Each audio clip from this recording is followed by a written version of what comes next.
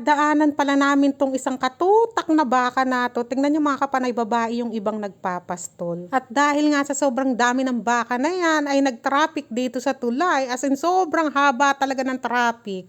Ayan na, simulan na natin. Makikita nyo yung mga sari-saring sasakyan dito sa Pakistan.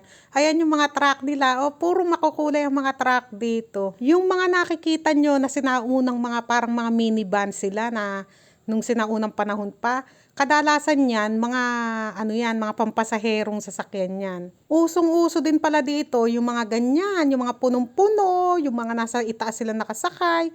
Tapos magsasayawan pa yang sila. Ako ang natatakot talaga para sa kanila dahil baka nga kung magkalaglag sila. Kung mapapansin nyo pala, yung mga single ay talagang halos walang nakasuot na helmet.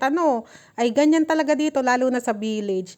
Pero sa mga city naman, may mga nakikita naman ako naka-helmet. Tapos ang uso-uso ditong motor, ganyan nga, yung parang badya. Badya nga ba yung mga ganyan? Ang isa ko pang kinatutuwa, yung mga motor nila na yan, walang side mirror.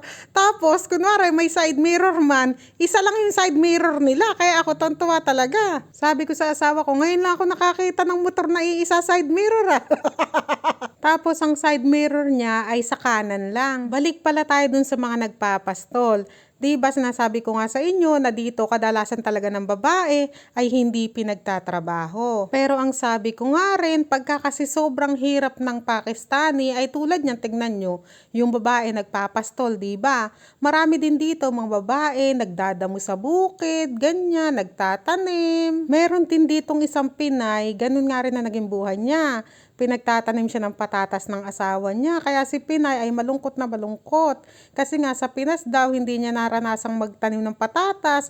Dito naman pala sa Pakistan ay mararanasan nga niya magtanim ng patatas. Tingnan niya, may bridal car. Ganyan ang itsura ng bridal car dito. At dahil nakakita pala tayo ng bridal car, alam niyo ba sa Sabado ay maya-attenda na naman akong kasalan. Sa village pala yung kasalan. Mga 1 oras siguro yung biyahe namin. Tapos pinsan buo ni Adil yung ikakasal.